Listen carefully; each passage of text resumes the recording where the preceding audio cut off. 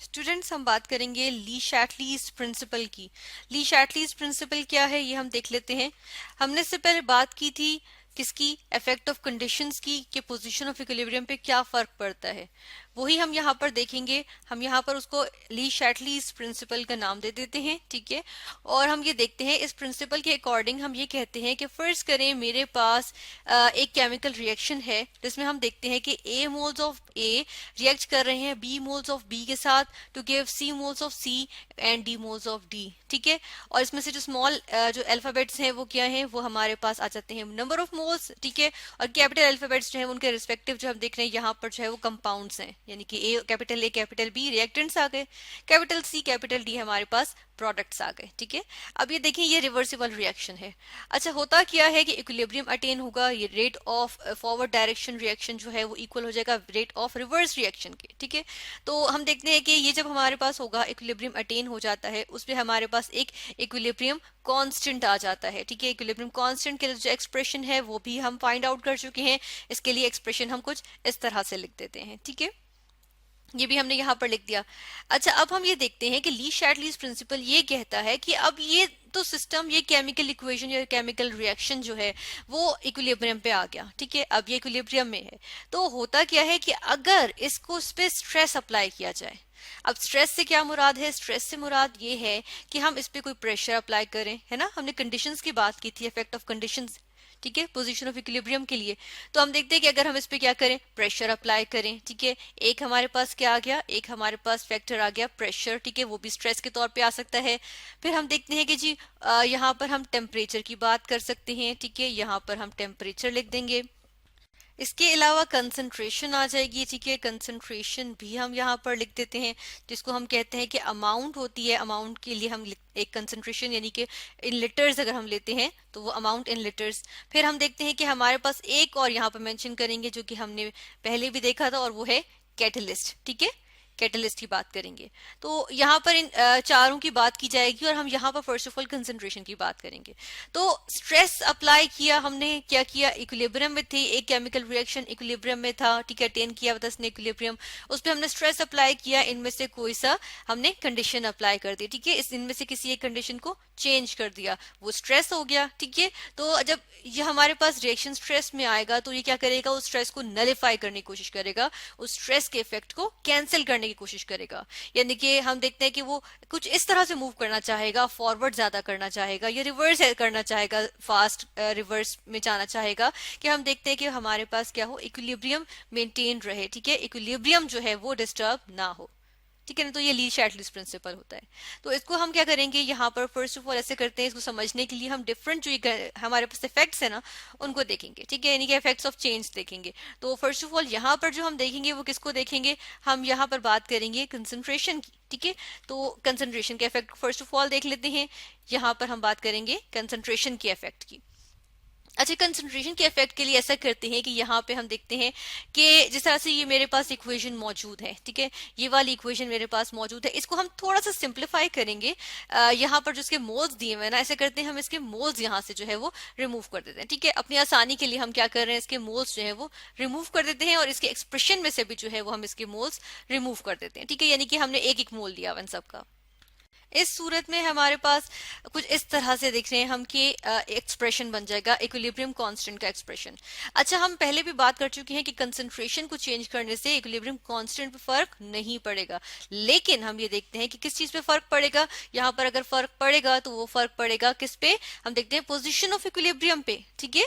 तो यहाँ पर हम यहाँ पर ये देखेंगे कि देखिए अगर इनमें से मैं किसी एक को चेंज करती हूँ तो इक्विलिब्रियम कांस्टेंट पे फर्क क्यों नहीं पड़ रहा, इसकी हम रीजन देखते हैं। तो चलिए ऐसा करते हैं कि मैंने क्या किया कि मैंने सी की जो है वो कंसंट्रेशन को डिक्रीज कर दिया, ठीक है। फर्ज करें मैंने सी की कंसंट्रेशन को सी लिखा डिक्रीज के लिए, डिक्रीज कर रही हूँ, ठीक है।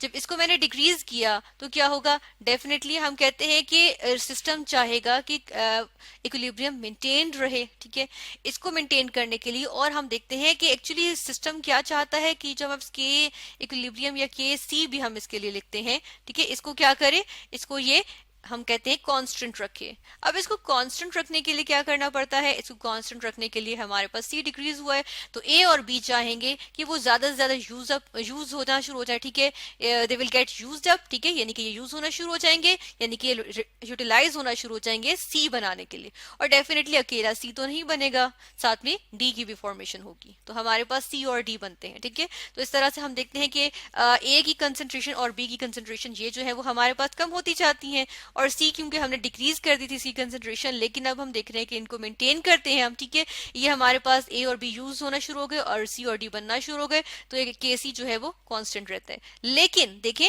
अब ये रिएक्शन की जो झुकाव है वो किस तरफ है, वो सी और डी बनाने की तरफ है, यानी कि फॉरवर्ड जाने की तरफ है, ठीक है। तो फॉरवर्ड रिएक्शन जो है यानी कि हम कहते हैं राइट साइड पे इक्विलिब्रियम की पोजीशन जो है वो जाना शुरू होती है, ठीक है। पोजीशन ऑफ इक्विलिब्रियम कहाँ पे लाई करना शुरू कर देती है, राइट साइड पे, ठीक है ना। अब यहाँ पर हम ऐसे करेंगे कंसंट्रेशन का इसी तरह, जिस तरह हमने यहाँ पे सी के लिए देखा, हम यहाँ पर इसकी जो है वो हम इसकी देख लेते हैं कि एग्जाम्पल, ठीक है, एक अगर हम लैब में परफॉर्म करें तो वो हम उसको किस तरह से करेंगे। ये हमारे पास केमिकल रिएक्शन आ गया है, इसमें हम देख रहे हैं कि बिस्मथ क्लोराइड क्या करता है, वाटर के साथ रिएक्ट करता है, या हम कहते हैं वाटर में इसकी हाइड्रोलिसिस होती है, यानी कि वाटर में इसकी ब्रेक डाउन होती है, और हमारे पास क्या आ जाता है, हाइड्रोक्लोरिक एसिड आ जाता है, और साथ में क्या बन रहा है, ये हमारे पास किसकी फॉर्मेशन हो रही है, बिस्मथ ऑक्सीक्लोराइड की। बिस्मथ ऑक्सीक्लोराइड बेसिकली वाटर में इनसॉल्युबल होता है, ठीक है, इस रिएक्शन मिक्सचर में ये इनसॉल्युबल होगा, जिसकी वजह से ये सेटल डाउन होना शुरू हो जाता है, किस तरह से, बिल्कुल इस तरीके से, ठीक है। तो ये हम देख रहे हैं कि क्लाउडी सा सोल्यूशन बन गया, ठीक है ना, किस वजह से, क्योंकि बिस्मथ ऑक्सीक्लोराइड जो है वो वाटर में हल नहीं होता। अब ये देखिए कि बिस्मथ क्लोराइड जो है वो उसका वाटर के साथ जो सोल्यूशन था, यहाँ पर चले हम लिख भी देते हैं, कुछ इस तरह से लिखेंगे कि ये वाला जो सोल्यूशन था ये हमारे पास था क्या था, ये क्लियर सोल्यूशन था, ठीक है। जबकि बिस्मथ ऑक्सीक्लोराइड जो रिएक्शन मिक्सर में दे रहा है वो क्या दे रहा है, क्लाउडी दे रहा है सोल्यूशन, ठीक है, ये सोल्यूशन की हम बात कर रहे हैं, यहाँ पे हमने साथ में सॉल्यूशन लिख भी दिया, ठीक है। तो देखिए अब होता क्या है कि यहाँ पे फर्ज करें कि मैं क्या करती हूँ कि मैं यहाँ पर वाटर ऐड करना शुरू करती हूँ। अब ये रिएक्शन मिक्सचर था, ठीक है, ये फर्ज करें यही वाला रिएक्शन मिक्सचर हमारे पास इस टेस्ट ट्यूब में मौजूद था, क्लाउडी हो गया किस वजह से, क्योंकि देखें ये एक रिवर्सिबल रिएक्शन है, क्लियर सोल्यूशन था बिस्मथ क्लोराइड का वाटर के साथ, ठीक है, एक्वस सोल्यूशन, लेकिन हम देखते हैं कि क्लाउडी सोल्यूशन आ गया उसके अंदर, किस वजह से, क्योंकि बिस्मथ ऑक्सीक्लोराइड की उसमें फॉर्मेशन हो रही है, ठीक है। तो ये रिएक्शन मिक्सचर में एक क्लाउडी सा हमारे पास यहाँ पे सोल्यूशन आ गया, ठीक है ना। तो हम ये देखते हैं हमने क्या किया, इसके अंदर मजीद मैं यहाँ से क्या करती हूँ, वाटर H2O वाटर जो है वो इसके अंदर मैंने ऐड कर दिया, ठीक है, यानी कि देखिए अब मैंने स्ट्रेस अप्लाई कर दिया। ये तो रिएक्शन हमारे पास किस में चला गया था, इक्विलिब्रियम में चला गया था, रिवर्सिबल रिएक्शन फौरन से कोशिश करता है कि वो इक्विलिब्रियम मेंटेन करे, है ना। उसने इक्विलिब्रियम मेंटेन कर लिया था, ये नहीं कि ये जो हमारे पास फॉरवर्ड डायरेक्शन का जो रिएक्शन है उसका रेट या उसकी स्पीड जो है वो बैकवर्ड डायरेक्शन के रिएक्शन के इक्वल हो गई थी, ठीक है। तो यही तो हमारे पास इक्विलिब्रियम होता है ना, जिसको हम डायनामिक इक्विलिब्रियम कहते हैं। तो हुआ क्या कि डायनामिक इक्विलिब्रियम यहाँ पे अटेन हो गया था, लेकिन हमने स्ट्रेस अप्लाई किया, यानी कि कंडीशंस चेंज कर दी, हमने एक की कंसंट्रेशन बढ़ा दी, हमने किसकी कंसंट्रेशन बढ़ा दी, यहाँ पे हमने वाटर की कंसंट्रेशन यहाँ बढ़ा दी, एक रिएक्टेंट को जो है वो हमने उसकी कंसंट्रेशन ज्यादा कर दी, ठीक है ना। जब हमने इसकी कंसंट्रेशन ज्यादा की, सिस्टम इक्विलिब्रियम से ये स्ट्रेस में आ गया। अब इसने स्ट्रेस को नलिफाई करना है, स्ट्रेस को कैंसिल करना है, ठीक है, यानी कि अगर रिएक्टेंट कोई ज्यादा हो रहा है तो उसकी वजह से इसने क्या करना है कि सिस्टम ने कुछ इस तरह से जाना है कि यानी कि अभी तो ये बैकवर्ड और फॉरवर्ड दोनों में जा रहे हैं एक स्पीड से, तो अभी कुछ इस तरह से करेगा कि हमारे पास जो है वो ये जो ज्यादा आना शुरू हो गया ना पानी यानी वाटर, तो वो जो है वो कैंसिल उसका इफेक्ट, तो उसके लिए क्या करेगा कि सिस्टम जो है वो आगे जाना शुरू हो जाएगा, ठीक है, यानी कि फॉरवर्ड डायरेक्शन रिएक्शन जो है वो ज्यादा हम देखते हैं होना शुरू हो जाएगा, उसकी तरफ जो है वो झुकाव ज्यादा हो जाएगा, उस पर ज्यादा जोर होगा, ठीक है। इस केमिकल रिएक्शन का हम देखते हैं झुकाव या जोर जो है वो फॉरवर्ड डायरेक्शन की तरफ, यानी कि बिस्मथ ऑक्सीक्लोराइड और हाइड्रोक्लोरिक एसिड बनाने की तरफ ज्यादा होगा।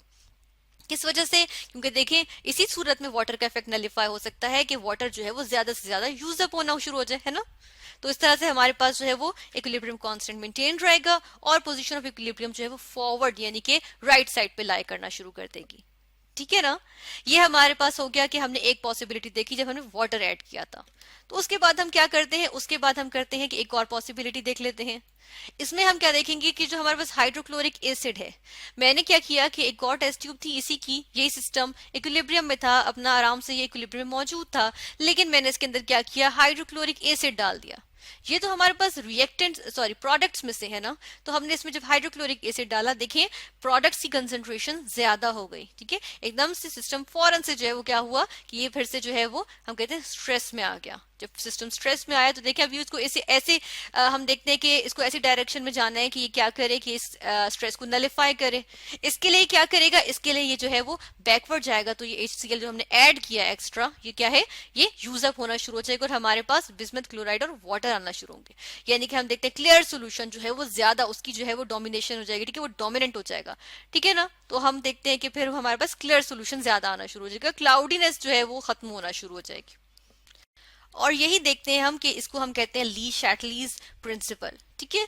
और देखिए इसी को अगर मद्देनजर रखते हुए फर्ज करें मुझे इंडस्ट्रियली प्रिपेयर करना है बिस्मथ ऑक्सीक्लोराइड, तो मेरे पास तो ये अच्छा चांस है कि मैं क्या करूं कि मैं यहाँ पर बिस्मथ क्लोराइड की या वाटर की इनमें से रिएक्टेंट्स की जो है वो तादाद कुछ, यानी इसकी कंसंट्रेशन को हम कहेंगे, कंसंट्रेशन को, अमाउंट को हम इस तरह से इंक्रीज कर लें कि क्या हो, उसकी वजह से हमारे पास जो हम देखते हैं कि जी इस पे स्ट्रेस होगा, है ना, वो तो अंदर जो केमिस्ट्री चल रही होगी उसमें क्या होगा, स्ट्रेस अप्लाई हो रहा होगा कि रिएक्टेंट्स की कंसंट्रेशन ज्यादा हो गई है, तो जी प्रोडक्ट्स बनानी है, ठीक है, तो प्रोडक्ट्स बनाना शुरू हो जाएगा, यानी कि बिस्मथ ऑक्सीक्लोराइड आएगा।